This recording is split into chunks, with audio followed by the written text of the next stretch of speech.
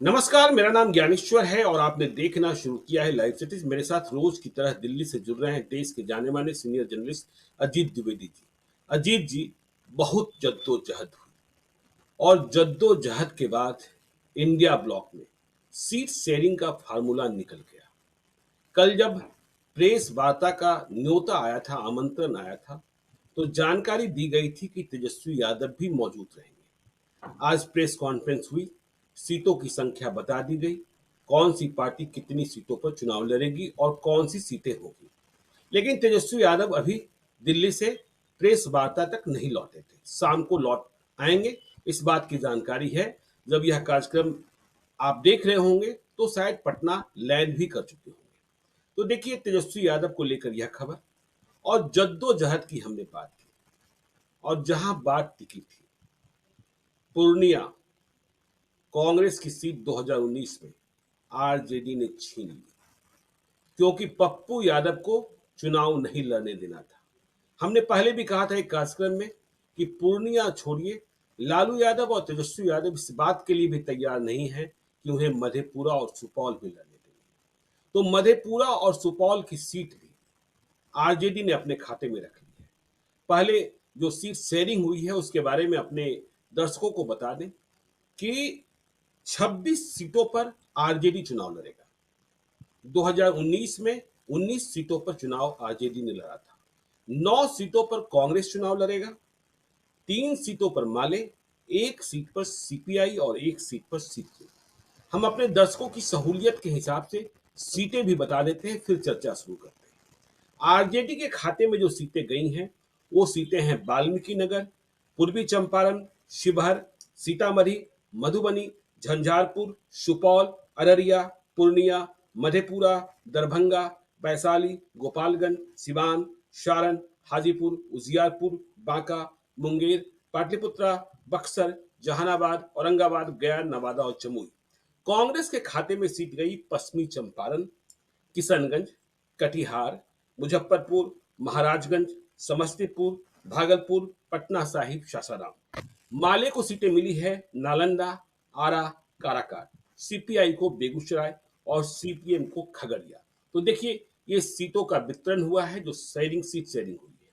अब हम चर्चा आपके साथ यह शुरू करते हैं अजीत जी, कि लालू यादव ने पप्पू यादव को हरा दिया, लेकिन पप्पू यादव ने सीट शेयरिंग में सीट न मिलने के बाद भी ऐलान किया है कि हम 4 अप्रैल को नामांकन करेंगे, कांग्रेस का झंडा उठाए रखेंगे।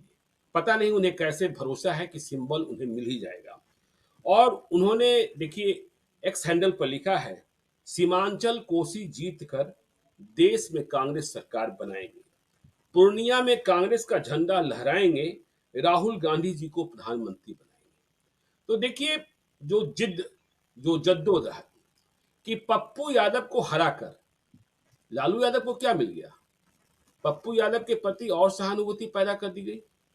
यह साबित किया गया कि लालू यादव को चिंता सिर्फ और सिर्फ परिवार की है, या इसके आगे कुछ और मिला। फिर इसके बाद कांग्रेस को मिली सीटों का भी विश्लेषण करेंगे, एक एक सीट का बताएंगे कि कांग्रेस सीटों के बंटवारे में जीती या हारी, जीतने लायक लड़ने लायक सीटें मिली, या फिर जहां हार तय है वही सीटें प्राप्त हो गई। जी अजीत जी, पहले पप्पू यादव।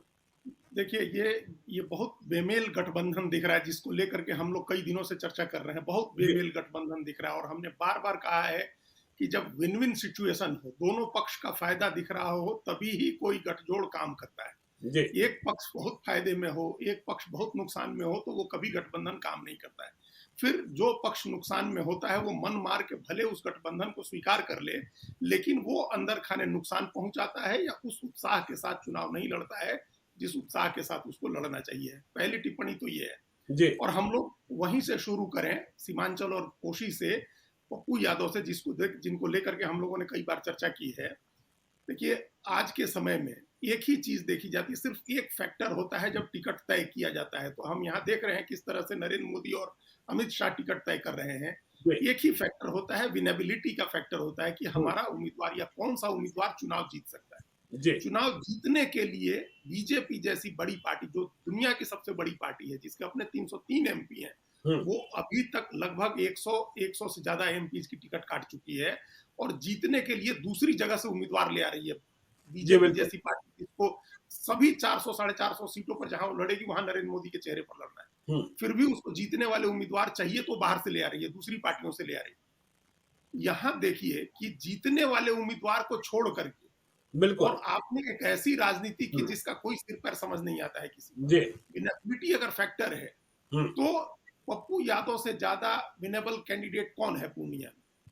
पूरे महागठबंधन की कोई भी पार्टी हो उसके पास कौन सा चेहरा है? आप दिखा सकते हैं क्या? आप बीमा भारती का चेहरा दिखा सकते हैं और ये गारंटी कर सकते हैं कि ये पप्पू यादव से ज्यादा मजबूत है और ये चुनाव जीत जाएंगे?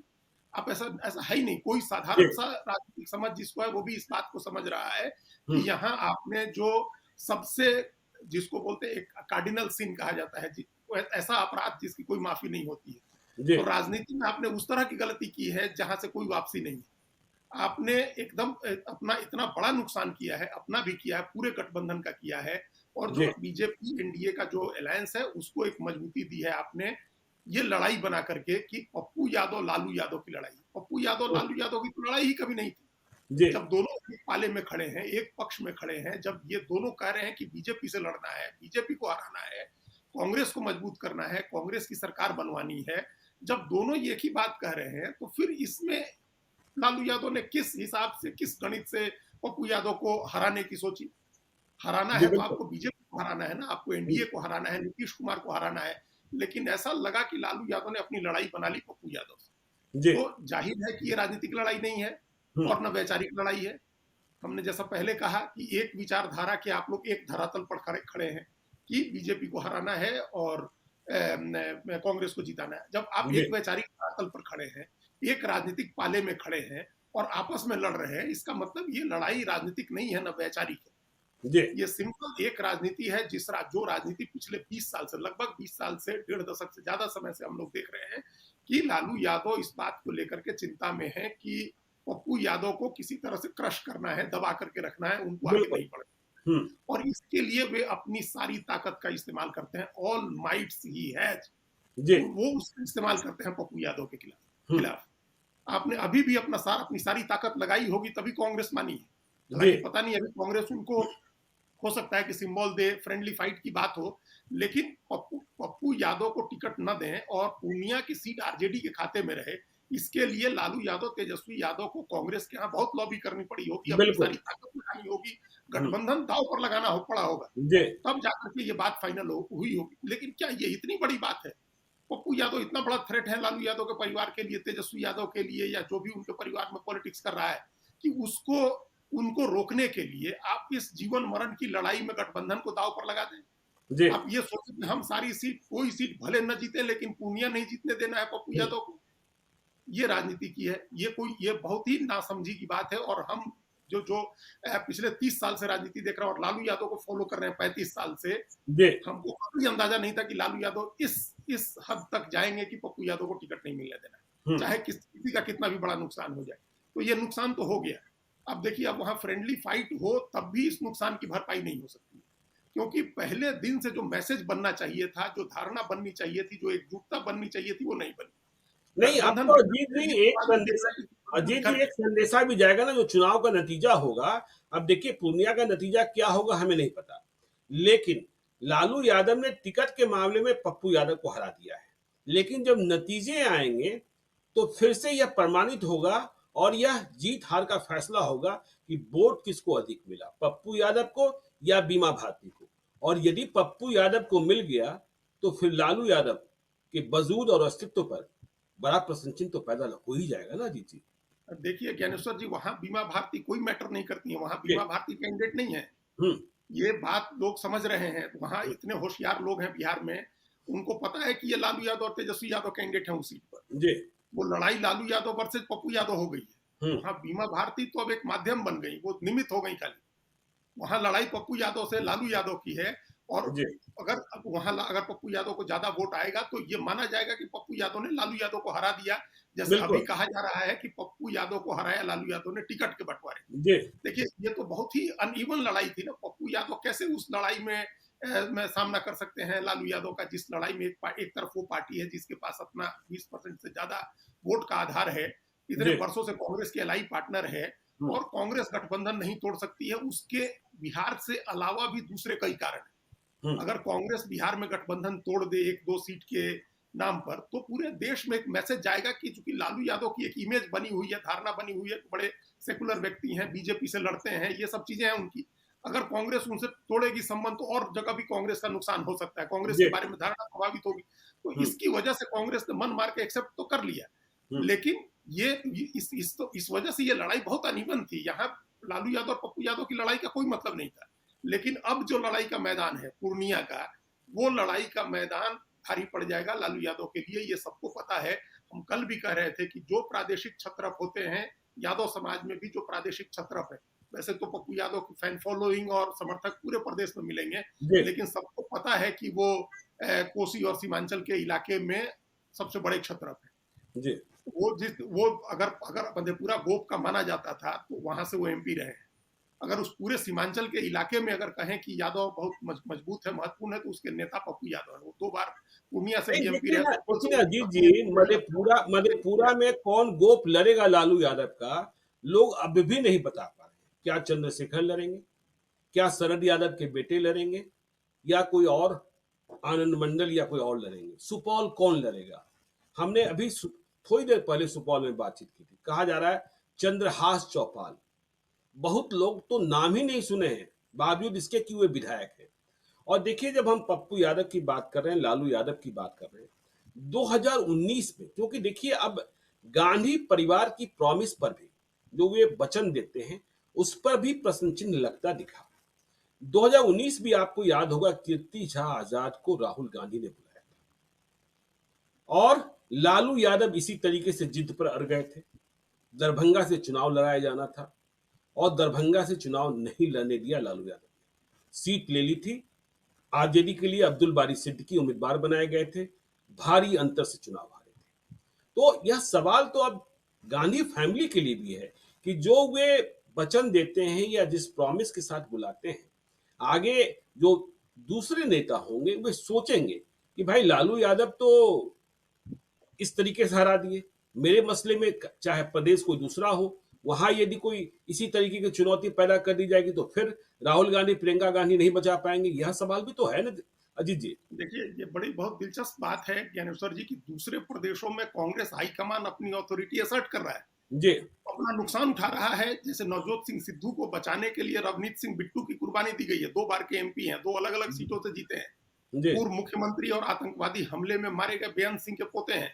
वो हम्म। चले गए पार्टी छोड़ करके, नवजोत सिंह सिद्धू को बचाया कांग्रेस ने कि नहीं, उनको हम लोग नहीं निकाल सकते हैं या उनकी अथॉरिटी हम कम नहीं कर सकते हैं। जी। तो कई जगह कांग्रेस असर्ट करती है। हम्म। लालू यादव कांग्रेस की दुखती नस है। जी। वो क्या है कि कई बार लालू यादव ने ऐसे मौकों पर कांग्रेस के नंबर 1 परिवार का बचाव किया है। सोनिया गांधी के समर्थन में वो सबसे पहले नेता थे, जब वो अध्यक्ष बनी थी 98, 97, 98 में। उसके बाद से वो समर्थन करते हैं उनका। हम्म। विदेशी महिला होने के नाम का भी जब विवाद किया बीजेपी ने, तो लालू यादव सपोर्ट करते रहे। तो लालू यादव समर्थन करते रहते हैं। हालांकि राहुल गांधी से उनका रिश्ता लव हेट का है।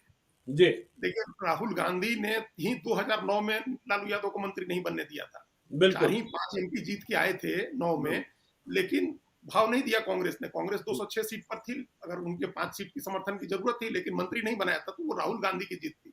जी। तागी सांसदों वाला अध्यादेश फाड़ दिया था राहुल गांधी ने, जिसकी वजह से लालू यादव चुनाव नहीं लड़ सके, तो हम्म। वो भी राहुल गांधी ने किया था।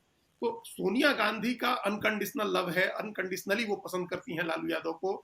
राहुल गांधी का लव एंड हेट का रिलेशन है। प्रियंका गांधी वाड्रा नई नई इंट्रेंट है, अभी वो पहली बार इस तरह से खुल करके बिहार के मामले में दखल दे रही। तो जी। ये तीन कांग्रेस के तीनों जो नेता हैं, उन तीनों की ये स्थिति है। और इस स्थिति में असर्ट करना चाहिए था राहुल गांधी को, क्योंकि राहुल बिल्कुल। गांधी का सबको पता है कि कोई ऐसी बात नहीं है जो उनसे पहले ही नाराज हैं, होंगे लालू यादव और दूसरे लोग। क्योंकि हम एक देखते हैं सोशल मीडिया में जो आरजेडी का इकोसिस्टम है, वो राहुल गांधी को बहुत गालियां देता है इस जी। बात के लिए कि अगर वो अध्यादेश नहीं फाड़े होते तो लालू यादव एमपी होते, 14 हम्म। में भी लड़ते हो। तो वो राहुल गांधी को असर्ट करना चाहिए था यहाँ, अपनी अपनी अथॉरिटी दिखानी चाहिए थी उनको, और ये मैसेज देना चाहिए था कि हम अपने व्यक्ति के साथ खड़े हैं जो हमारे साथ आया है, अपनी पार्टी मर्ज कर रहा है। जी। उन्होंने नहीं किया। तो कई बार नेता चुनाव के समय ऐसा होता है कि आप चुनाव की आपाधापी भागदौड़ी में हैं और आप बहुत बहुत साफ नहीं सोच पाए। हम्म। ये मामला हमको दिख रहा है बिहार के मामले में, और इसका नुकसान होगा। खासतौर से बिहार के मामले में तो जरूर ही नुकसान होगा, क्योंकि जब तक आरजेडी के साथ कांग्रेस है, कोई इस बात पर भरोसा नहीं करेगा कि कांग्रेस आरजेडी से कोई सीट लेकर के उसको दे सकती है। जब जी। पप्पू यादव को नहीं दे सकी सीट कांग्रेस पार्टी, जब पूर्णिया सीट उनको नहीं दिला सकी, सुपौल मधेपुरा सीट भी नहीं ले सकी उनको लेने के बावजूद, अब हम्म। हमको तो इस बात की हैरानी हो रही है कि फिर पप्पू यादव का क्या इस्तेमाल करेगी कांग्रेस पार्टी, जब इतने फैनफेयर से आप ले आए और चुनाव हम्म। ही नहीं लड़िएगा, आप उन सीमांचल में कांग्रेस चुनाव ही नहीं लड़ेगी, तो फिर किस बात का फायदा पप्पू यादव।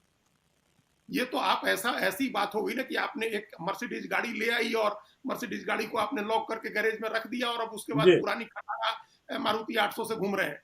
हम्म। तो आप पप्पू यादव को ले आए और उनको बिठा देंगे, और किसके नाम पर राजनीति करेंगे सीमांचल में, कांग्रेस चुनाव नहीं लड़ेगी। नहीं, तो एक बात और है अजीत जी, एक बात और नोटिस करने की बात है कि देखिए, पप्पू यादव ने एक्स हैंडल पर लिखा कि कांग्रेस को जिताएंगे, लेकिन लालू यादव ने जिस तरीके से निजी दुश्मनी साधी है, तो पप्पू यादव की पुरानी पार्टी जन अधिकार पार्टी लोकतांत्रिक वह भी एक्टिव हो गई है, और आज निर्वाचन आयोग को, चुनाव आयोग को स्टार प्रचारकों की सूची सौंपी गई है। कहीं ऐसा न हो कि पप्पू यादव के पास वे उम्मीदवार हो जाएं जो लालू यादव से नाराज हो, और विभिन्न लोकसभा क्षेत्रों में वे नुकसान न पहुंचा रहे, चाहे मत जितना हो, चाहे 10,000 हो, 50,000 हो, चुनाव में एक एक मत महत्वपूर्ण हो जाता है। तो कहीं ऐसी स्थिति भी ना क्रिएट हो जाए, इसकी आशंका भी दिखाई पड़ रही है दीजिए। बिल्कुल दिखाई दे रही है, और ये हमेशा जी। होता है, कोई नेता अपना वजूद दांव पर लगा करके तो नहीं खत्म कर देगा। अभी उनकी जी। राजनीति बहुत बची हुई है, पप्पू यादव की और रंजीत रंजन की राजनीति अभी बहुत बची हुई है। हम्म। लालू यादव की राजनीति भले अब समाप्त हो गई है और उन्होंने तेजस्वी यादव को अपना सौंप दिया है उत्तराधिकार, लेकिन अभी तो पप्पू यादव को बहुत राजनीति करनी है। तो वो जी। वो ऐसा नहीं हो सकता है कि वो अपनी पार्टी भी खत्म कर लें, खुद भी घर बैठ जाए, तो क्या करेंगे, 5 साल के लिए इंतजार करेंगे, अब या विधानसभा का चुनाव लड़ेंगे, और विधानसभा के चुनाव में भी अलायंस उनके फेवर हो जाएगा, कांग्रेस उनको बराबरी के टक्कर में खड़ी कर देगी आरजेडी के, ये कौन जानता है, ऐसा जी होगा कि बिल्कुल। नहीं होगा, राजनीति हम्म। भविष्य में कौन देख रहा है। हम्म। इसलिए वो लड़ेंगे। अगर कांग्रेस उनको ये बात उनको फ्री हैंड नहीं देती है कि आप कांग्रेस के सिंबल पर पूर्णिया लड़िए, फ्रेंडली फाइट हो, अगर ये अनाउंसमेंट नहीं होता है, तो वो संभव है कि जन अधिकार पार्टी के सिंबल पर खुद भी चुनाव लड़े, और जी। सीमांचल के साथ साथ दूसरी जगहों पर भी जहां उनके पास अच्छे उम्मीदवार हो उसको लड़ाए। देखिए, अभी बिहार में ये पहली दफा हम देख रहे हैं जब इतना पोलराइज चुनाव है, पहली दफा नहीं, आप दूसरी बार कह सकते हैं, या तीसरी बार 14 के बाद से, नहीं तो हर बार बड़ी पार्टियां लड़ती हैं अलग अलग।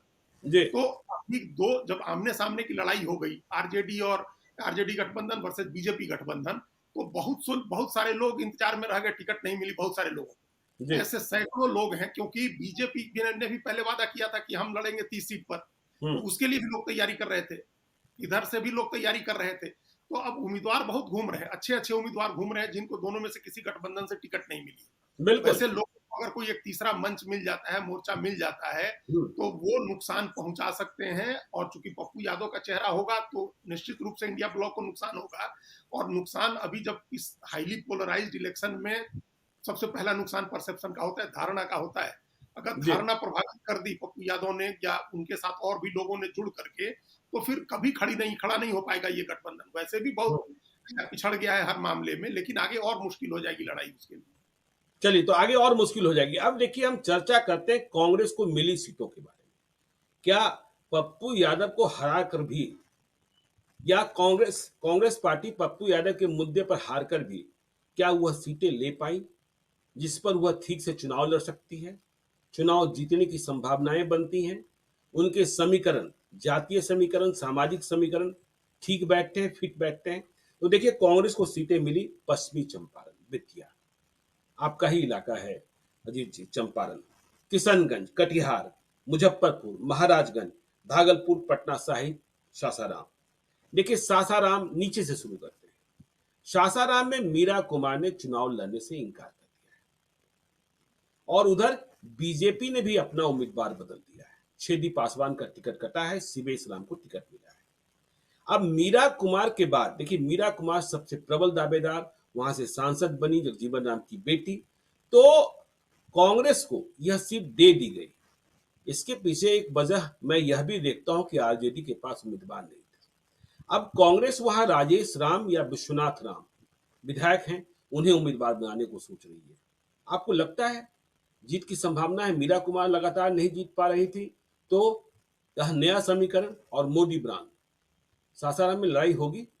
नहीं, कैसे होगी ज्ञानेश्वर जी? जब मीरा पहला, जब जो प्राइम कैंडिडेट है, अगर जी। वो मना कर देता है चुनाव लड़ने से, तो हम्म, उसी समय ये कमजोरी जाहिर हो जाती है कि जीतने की स्थिति नहीं है, इसलिए मीरा कुमार ने मना किया। तो ये जी। धारणा तो पहले ही बन गई कि लड़ाई की स्थिति नहीं है, और इसलिए हम्म, मीरा कुमार दूसरी सीट लेना चाहती थी जहां से अपने बेटे को लड़ा सके, एक सामान्य हम्म, सीट जो सुरक्षित सीट से बाहर लेना चाहती थी। तो ये अपने आप में ही एक माहौल बन गया पहले ही कि कांग्रेस लड़ने की स्थिति में यहाँ नहीं है, इसलिए मीरा कुमार ने छोड़ दिया। जी। और जो भी नया उम्मीदवार आएगा उसके लिए एकदम जीरो से अपनी जमीन शुरू करनी होगी, उसको उसको मीरा कुमार की लीगेसी नहीं ट्रांसफर होने जा रही है। हम्म, इसीलिए वहां लड़ाई मुश्किल हो गई। छेदी पासवान के खिलाफ अगर कुछ एंटी इनकम्बेंसी थी तो उनको भी बदल दिया है बीजेपी ने, तो नया समीकरण बीजेपी ने भी वहां बना दिया है। तो वो लड़ाई देखिए, गठबंधन में हमेशा ऐसा होता है कि अगर आपको एक पार्टी की कमजोर सीट है, अगर उसको दूसरी सीट पर जीत सकता है, जो वो आप बताए बार पहले भी आपने बताया कि वो जी। औरंगाबाद सीट वो चाहती थी अपने बेटे के लिए, एक ऐसी सीट चाहती थी जहां काराकाट, कुशवाहा काराकाट। वो काराकाट की सीट वो चाह जी। रही थी, तो वो हम्म, नहीं मिली सीट उनको, जबकि दे सकते थे। लेकिन अब आरजेडी ये पहले से मान के चल रही थी कि यहाँ से मीरा कुमार ही दावेदार हैं, हम उनको दे देंगे, तो आरजेडी ने भी अपनी तैयारी नहीं की थी। जी। और कांग्रेस में मीरा कुमार को लड़ना नहीं था, तो उसके पास उनके पास भी उम्मीदवार नहीं था। तो हम्म, अब आप आखिरी 11th आवर में आप जिसको भी खड़ा करेंगे वो औपचारिकता के लिए लड़ेगा, कोई ऐसी लड़ाई वहां हमको नहीं दिख रही है चलिए अभी ठीक है। सासाराम। सासाराम में लड़ाई नहीं दिखती है, सीट मिली कांग्रेस को। पटना साहिब कहना ही क्या है। हाँ, रविशंकर उस प्रसाद, रविशंकर प्रसाद कांग्रेस उम्मीदवार कौन होंगे किसी को पता नहीं है। एक चर्चा यह भी चल रही है कि मीरा कुमार के बेटे, जिनका नाम शायद अंशुल अभिजीत है, मैंने कहा शायद, बिहार के लोग ठीक से पहचानते भी नहीं है। जाति से कुशवाहा हैं, चूंकि उनके पिता कुशवाहा हैं, मीरा कुमार दलित हैं। तो अंशुल अभिजीत के बारे में कहा जा रहा है कि वे पटना साहिब के उम्मीदवार हो सकते हैं। यह नया प्रयोग हुआ गैर कास्ट उम्मीदवार को बनाए जाने का। तो पटना साहिब रविशंकर प्रसाद के सामने, पटना साहिब का ट्रैक रिकॉर्ड क्या रहा है, कांग्रेस की संभावनाएं कुछ पढ़ पा रहे हैं। नहीं, कुछ गणित कैसे जोड़ा जा रहा है, बढ़ेगी? गणित जोड़ा जा रहा है जी, गणित जोड़ा जा रहा है। कुशवाहा, दलित, यादव, मुसलमान, ये गणित, लवकुश, ये गणित जोड़कर पटना साहिब का परिणाम तो कांग्रेस के ड्राइंग रूम में भी निकाल लिया जा रहा है। देखिए, अभी एक वो भोजपुरी फिल्मों के एक हीरो थे, वो भी लड़े थे, एक बार कांग्रेस ने उनको टिकट दिया था शायद। कुणाल। कुणाल कुणाल जी। को कांग्रेस ने टिकट बुद्धदेव दिया था, वो सिंह भी एक जी। प्रयोग ही था। वो हम्म, भी एक प्रयोग था, तो क्या हुआ उस प्रयोग का? जी। और शत्रुघ्न सिन्हा उस सीट से लड़ते रहे हैं। जब हम्म, वो शत्रुघ्न सिन्हा लड़े या रविशंकर प्रसाद लड़े, सीट का नतीजा सबको पहले से पता होता है। पटना जी। साहिब सीट ऐसी सीट है हम्म, जिस पर हम लोग दिल्ली में कहीं भी चर्चा होती है तो ज्ञानेश्वर जी कहते हैं कि हम लोग की 40 में से एक सीट अगर बीजेपी को मिलनी होगी तो वो पटना साहिब होगी। जी। तो उस सीट पर ड्राइंग रूम में बैठ करके या ड्राइंग बोर्ड पर बैठ करके और कैलकुलेशन करने का कोई मतलब नहीं है। वो सीट बीजेपी की बहुत ट्रेडिशनल सीट है और उस सीट पर कोई लड़ाई नहीं रह जाएगी। अगर कोई मजबूत कैंडिडेट वहां का लोकल खोजते पहले से होता, शत्रुघ्न सिन्हा उनके परिवार से कोई लड़ता, तो कुछ उम्मीद भी करते, ऐसे कोई लड़ाई की संभावना वहां भी नहीं। चलिए भागलपुर, तीसरी सीट कांग्रेस की, अजीत जी। भागलपुर में भी आरजेडी के समक्ष संकट था, उम्मीदवार नहीं। बुलो मंडल, जो 2014 में जीते थे, वे 2024 में गायब है, आरजेडी के पास नहीं है, तो वहां उम्मीदवार नहीं। अजीत शर्मा कांग्रेस के विधायक, उनके मन के भीतर बेचैनी थी कि चुनाव लड़े, लेकिन लालू यादव चाहते हैं कि उनकी बिटिया, जो बॉलीवुड एक्ट्रेस है नेहा शर्मा, उन्हें चुनाव लड़ाया जाए, लेकिन नेहा शर्मा ने मना कर दिया है। और हम बिहार में देखिए ध्रुवीकरण कई लोकसभा क्षेत्रों में, प्रथम चरण का लोकसभा क्षेत्र जो है, वहां अगरा बनाम पिछड़ा होते हुए दिख रहे हैं। नवादा में विवेक ठाकुर को टिकट मिल गया है, लेकिन श्रवण कुशवाहा वहां आरजेडी के उम्मीदवार है, पहले चरण का चुनाव है, और वहां साफ तौर पर अगरा बनाम पिछड़ा का ध्रुवीकरण। और देखिए विवेक ठाकुर बाहरी उम्मीदवार हैं, इसका परिणाम एनडीए के उम्मीदवार हैं। तो देखिए भागलपुर में अजीत शर्मा, उन्हें ही देखिए, उम्मीदवार बनाया जाएगा जी, उन्हें ही उम्मीदवार बनाया जाएगा। हाँ, तो लेकिन अजीत देखिए जी, अजीत शर्मा को, जो विधायक है अजीत शर्मा, हाँ, तो तो अजीत शर्मा की एक खास बात ये है। जी। हाँ, आप कहिए क्या करें, कुछ कहिए, बताइए क्या करें। हाँ, मैं ये कह रहा था कि अजीत शर्मा को उम्मीदवार बनाया जाएगा, लेकिन वहां दो गंगुता, मंडल मंडल, बुलो मंडल, अजय मंडल, ये चुनाव लड़ते थे। इनमें एनडीए का जीतता था या फिर आरजेडी का जीतता था। तो अब यहाँ भी एक नया प्रयोग, और देखिए चूंकि कांग्रेस को एक भूमिहार को लड़ाना है, इसलिए अजीत शर्मा को लड़ाया जा रहा है। वहां कोई दूसरा उम्मीदवार दिखता भी नहीं है। तो अजीत शर्मा, आप कह रहे थे कुछ? नहीं, हम ये कह रहे थे कि अजीत शर्मा की लड़ाई है, वो लड़ेंगे। अभी जिन दो सीटों की हम लोगों ने चर्चा की, सासाराम जी। और पटना साहिब में हम्म, लड़ाई एक तरफा हमको अभी संभावना दिख रही है। जी। लेकिन भागलपुर में लड़ाई हो सकती है। नतीजों की बात हम लोग नहीं करेंगे क्योंकि हम्म। अजीत शर्मा बहुत जुझारू और लड़ने वाले नेता हैं। जी। और जो व्यक्ति दो दो बार भागलपुर जैसे शहर की सीट में बीजेपी को हरा दे, हम्म। उसकी ताकत को कम नहीं आंकना चाहिए। और लड़ने के मेथोडोलॉजी को, चुनाव क्या है आजकल प्रबंधन का मामला भी होता है, जी। तो वो प्रबंधन में भी माहिर हैं। हम्म। कांग्रेस पार्टी के विधायक दल के नेता हैं, तो कांग्रेस का जो वोट है, कांग्रेस आरजेडी का वोट, उसका एक बड़ा हिस्सा वो लेने की कोशिश करेंगे। और ओवरऑल जो फॉरवर्ड का वोट है उसमें भी वो कोशिश, उनको हो सकता है कि कुछ वोट मिले। देखिए भागलपुर में भूमिहार वोट नहीं है हमको। जी। जो बताया उनके लड़ने के पहले किसी ने, उनके जानने वाले व्यक्ति ने कहा कि सिर्फ 16,000 भूमिहार का वोट है और वो लगातार जीतते हैं वो भागलपुर टाउन में, विधानसभा में, जी, बिल्कुल। भागलपुर विधानसभा में। तो हम्म। वो उसके बावजूद जीतते हैं क्योंकि जी। उनको दूसरे वोट मिलते हैं और हम्म। उस वोट के आधार पर वो शहर में बीजेपी को हरा देते हैं। तो इस बार जो जो जब अच्छा, जबकि भूमिहार का वोट जो है वहां से बाहर दूसरे नाथनगर में है, एक बिहपुर शायद वहां उस नवगछिया सीट में है। वहां है। तो इस उस वोट अगर वो सब उनको मिलता है और उसके जी। साथ आरजेडी कांग्रेस का वोट मिलता है, मुस्लिम का वोट मिलता है, तो वो लड़ाई देंगे। मतलब भागलपुर की लड़ाई दिलचस्प हो जाएगी। अजीत शर्मा लड़ेंगे तो अजीत शर्मा की वजह से होगी, पार्टी की वजह से नहीं, लेकिन लड़ाई दिलचस्प हो जाएगी, भागलपुर की चलिए, लड़ाई रहेगी। चलिए भागलपुर से आगे चलते हैं Samastipur. Samastipur reserve seat, doctor Ashok Ram पुराने योद्धा, चुनाव लड़ने से मना कर दिया। और देखिए अब यहां भी उम्मीदवार का अकाल, और आरजेडी के पास भी उम्मीदवार नहीं था। श्याम रजक पहले तैयारी कर रहे थे, लेकिन जैसे ही महागठबंधन की सरकार खत्म हुई, श्याम रजक पीछे हट गए। तो देखिए यहाँ एक बीके रवि हैं, उन्हें उम्मीदवार बनाया जा रहा है। तमिलनाडु पुलिस के रिटायर्ड डीजी हैं, रहने वाले सहरसा के हैं। उनके पिता कभी कभी, मतलब बहुत पहले, कभी अररिया के एमपी हुआ करते थे। तो समस्तीपुर में जब हमने 2-4 दिनों पहले भी बातचीत की थी लोगों से, तो लोगों को पता ही नहीं है कि बीके रवि कौन। तो कांग्रेस उम्मीदवार बना रही है और सामने से इस बात की संभावना प्रबल दिख रही है कि लोजपा से अशोक चौधरी की बेटी सांभवी चौधरी, किशोर कुणाल की बहू सांभवी चौधरी उम्मीदवार बनने जा रही है। चुनाव लड़ेगी, चुनाव जीतेगी, तो देश में सबसे कम उम्र की सांसद होगी। तो समस्तीपुर की सीट भी कांग्रेस के लिए आसान सीट बिल्कुल नहीं है। और जब अशोक चौधरी जब चिराग पासवान के साथ होंगे, और किशोर कुणाल की जो लिगेसी है, मतलब इस दाग से भी चिराग पासवान धुल जाएंगे कि किसी भूमिहार को तवज्जो नहीं दी, तो समस्तीपुर की लड़ाई भी रोचक। नहीं, रोचक नहीं होगी। अशोक राम लड़ते, अशोक राम को हम जानते हैं और हमने उनको लड़ते देखा है, जी। संगठन में भी काम करते हुए हमने देखा है। और वो जब लड़े हैं तो बहुत अच्छी लड़ाई उन्होंने लड़ी है। हम्म। तो वो लड़ते तो चुनाव दिलचस्प होता, जी। वो लड़ते तो चुनाव दिलचस्प होता। दूसरे उम्मीदवार जो आप बीके रवि का नाम ले रहे हैं, देखिए हमारे लिए भी नए हैं, हम भी आपने भी नाम उनको नहीं सुना होगा। हाँ, एक राजनीतिक व्यक्ति के रूप में नहीं जानते हैं उनको। जी। और दूसरी तरफ का जो कैंडिडेट है वो फिर हिंदुत्व की बात कहिए, महादलित की बात कहिए, पासवान की बात कहिए, सारे वोट एक साथ जुड़ जाएंगे। मतलब जी। सारे ग्रह नक्षत्र एक लाइन में, एक सीध में आना जिसको कहते हैं, वो हो जाएगा। फिर तो वहां की लड़ाई तो दिलचस्प रही नहीं जाएगी। अगर अशोक जी। राम लड़ते तो दिलचस्प होती, कांग्रेस की तरफ से लड़ते अशोक राम तो लड़ाई दिलचस्प होती। अगर कांग्रेस किसी और को लड़ा रही है और उधर से अशोक चौधरी की बिटिया लड़ती है, तो फिर वो लड़ाई वहां भी उसी तरह से एक तरफा लड़ाई होगी, जैसे हम पटना साहिब में देख रहे हैं, या जैसे चलिए, तो तरफा लड़ाई होगी समस्तीपुर में भी। आगे महाराजगंज की बात करते हैं। देखिए महाराजगंज की सीट कांग्रेस के खाते में अंतिम समय में आई। अब महाराजगंज की सीट क्यों दी गई और कांग्रेस ने क्यों लिया, इसे बड़े बड़े समझ नहीं पा रहे। कई लोग कहते हैं कि महाराजगंज की सीट कांग्रेस को मिल गई है, लेकिन उम्मीदवार आरजेडी का होगा, मतलब आरजेडी से लाया गया उम्मीदवार। और चर्चा हो रही है प्रभुनाथ सिंह के बेटे रणधीर सिंह की। लेकिन कई लोग कह रहे हैं कि विजय शंकर दुबे, देखिए एक ब्राह्मण को भी लड़ाना है, आगे हम आएंगे पश्चिमी चंपारण पर भी। तो विजय शंकर दुबे, या एक फिर और नाम एक हैंडल पर चल रहा है टुन्ना सिंह, कौन है मैं पता नहीं कर पा रहा, क्योंकि हमने सीतामढ़ी और शिवहर में अमित कुमार टुन्ना का नाम सुना था, यहाँ टुन्ना सिंह का नाम हमने नहीं सुना है। तो महाराजगंज में जनार्दन सिंह सिग्रीवाल के खिलाफ कांग्रेस का उम्मीदवार होगा, लेकिन उम्मीदवार कौन होगा? कांग्रेस का अपना होगा, आरजेडी का उम्मीदवार होगा, कांग्रेस का सिंबल होगा? यह बात भी समझ में आती नहीं है अजीत जी। नहीं तो क्यों, वही यही जो हमने पहले ओपनिंग रिमार्क्स में हम लोगों ने कहा कि भाई जी। कांग्रेस ने क्या सोच करके ये समझौता किया है, क्या सोच करके कांग्रेस ने ये सब सीटें ली है।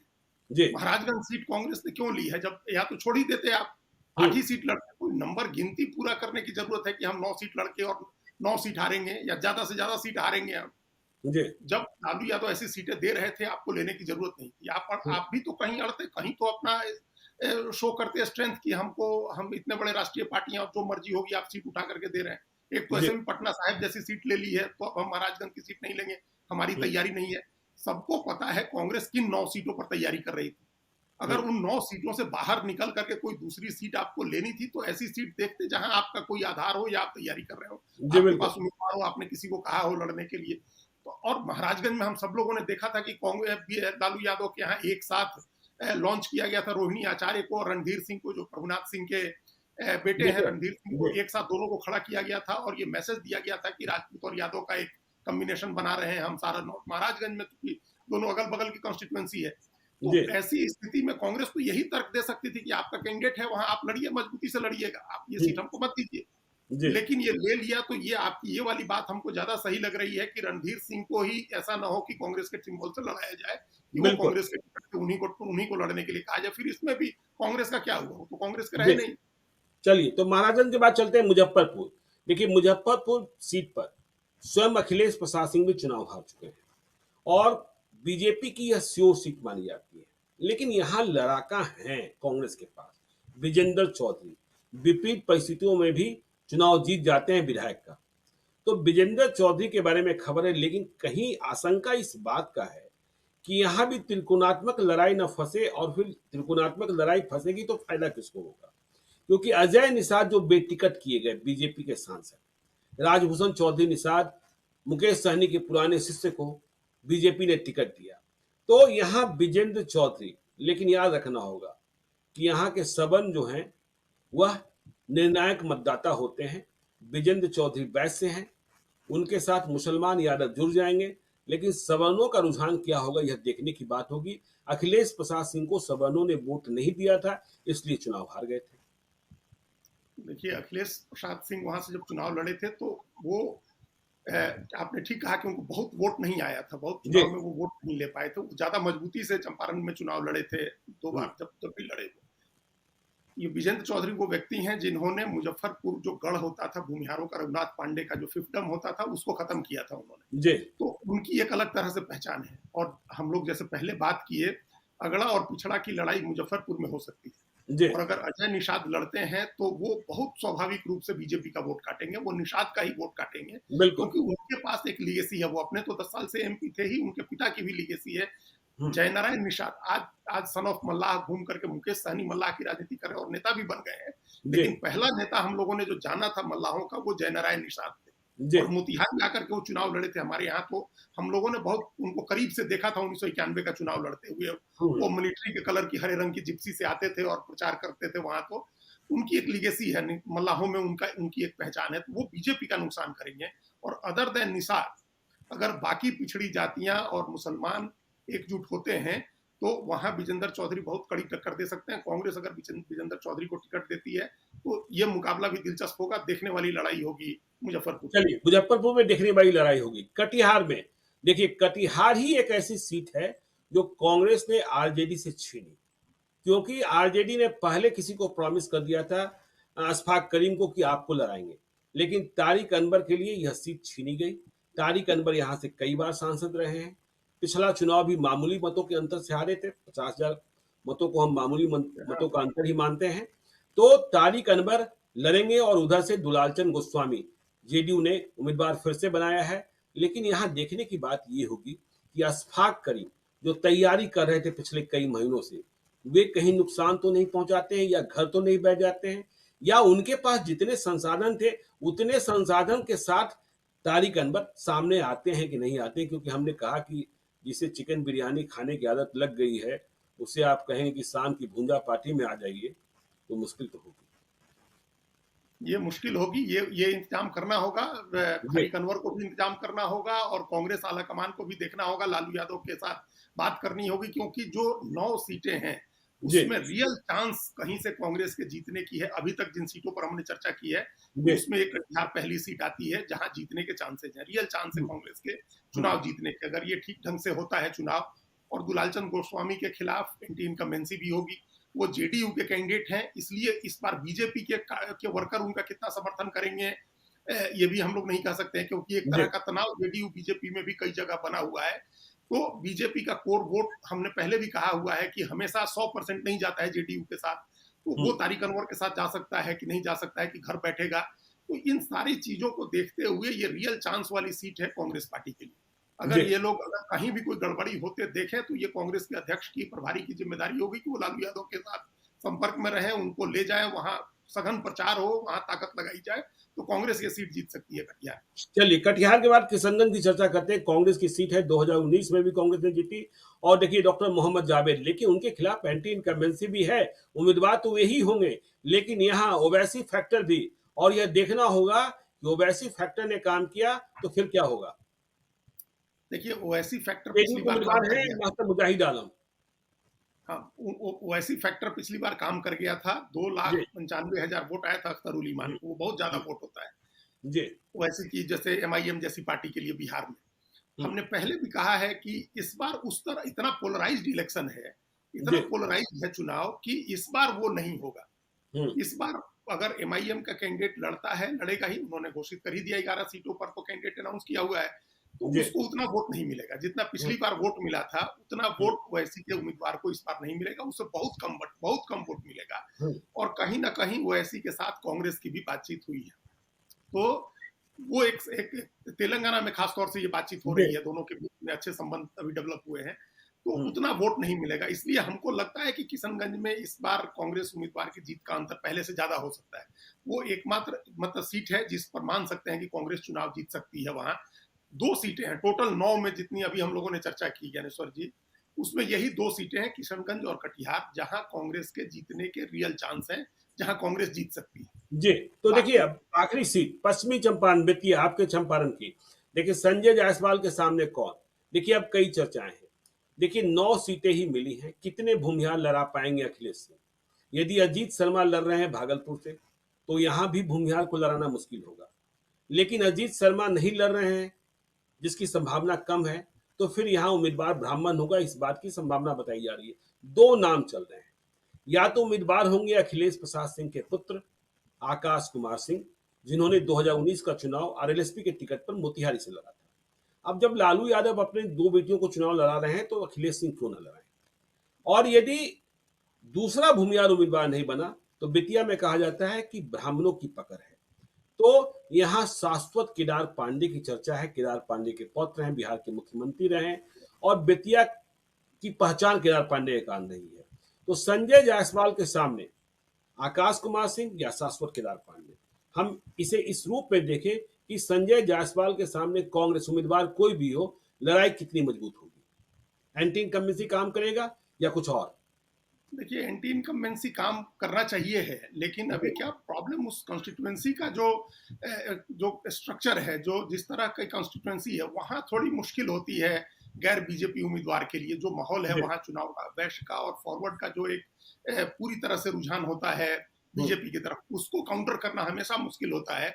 और हमको जो सबसे क्लोजली कंटेस्टेड इलेक्शन ध्यान आता है वो प्रकाश झा का चुनाव था, जिसमें वो बिल्कुल। पहली बार जब वो चुनाव लड़े थे तो बड़ा नजदीकी टक्कर दी थी उन्होंने, लेकिन जी। जीत नहीं सके थे वो। दूसरी बार में अंतर बहुत ज्यादा हो गया, दूसरी बार तो वो ज्यादा अंतर से चुनाव हार गए थे। तो इसलिए कैंडिडेट ब्राह्मण हो या भूमिहार हो, उससे ज्यादा फर्क नहीं पड़ेगा वहां, जी। क्योंकि उनका वोट कंसंट्रेटेड है एक या दो कॉन्स्टिट्यूएंसी में। आप मान लीजिए कि वहां से बढ़त मिल जाएगी, लेकिन ओवरऑल जो 6 कॉन्स्टिट्यूएंसी है वहां की लोकसभा की, पश्चिमी चंपारण सीट की, उसमें एज एडवांटेज दिखता है बीजेपी को। अभी कभी की स्थिति में भी कैंडिडेट आए तो उसके बाद फिर हम पर क्या रिस्पांस होता है लोगों का। जी। लेकिन यहाँ भी ये गलती कांग्रेस ने की है। गलती क्या, मतलब सरेंडर कहिएगा कि आपने वाल्मीकि नगर की सीट छोड़ी। जी। बिल्कुल। वाल्मीकि नगर की सीट इस बार कांग्रेस जीत सकती थी। प्रवेश मिश्रा को लेकर के जिस तरह की सहानुभूति थी लोगों के मन में, पिछली बार 15-17 हजार वोट से हारने वाला जो आदमी 22,000 होता है, वोट से, 22,000 वोट से। उसके प्रति सहानुभूति होती है। वही लोकसभा चुनाव में तो बहुत कम अंतर होता है, बाई इलेक्शन में 3 लाख से ज्यादा वोट आया था उनको, प्रवेश मिश्रा को। तो वो लड़ाई उस समय वो चुनाव जीत सकते थे। जी। तो अब एक सहानुभूति थी लोगों के मन में कि भाई पिछली बार ये जीत सकते थे, हार गए हैं, तो इस बार थोड़ा और जोर लगा दिया जाए। तो उनके लिए लोग जोर लगा सकते थे। वो जी। कॉन्स्टिट्यूएंसी है ब्राह्मणों की, तभी बीजेपी की तरफ से भी सतीश दुबे के लड़ने की बात होती रहती है कि सतीश दुबे चुनाव लड़ेंगे, बिल्कुल। बीजेपी को मिलती तो, या बीजेपी अकेले लड़ती तो।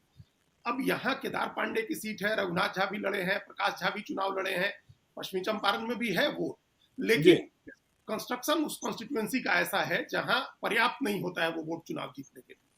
चलिए, तो देखिए पर्याप्त नहीं होता है तो हम प्रत्येक सीट की चर्चा कर रहे हैं। आज कांग्रेस की चर्चा की है, आगे हम दूसरी सीटों की चर्चा करेंगे और सिर्फ कांग्रेस और इंडिया ब्लॉक का ही हाल नहीं बताएंगे, एनडीए का भी हाल बताएंगे। तो आप देखते रहिएगा लाइव सिटीज को। यदि अब तक आपने हमारे यूट्यूब चैनल लाइव सिटीज को सब्सक्राइब नहीं किया है तो जरूर कर लीजिएगा, और यदि इस वीडियो को फेसबुक पेज के माध्यम से देख रहे हैं तो पेज को लाइक कीजिएगा, ट्विटर पर भी हमें फॉलो कीजिए। धन्यवाद।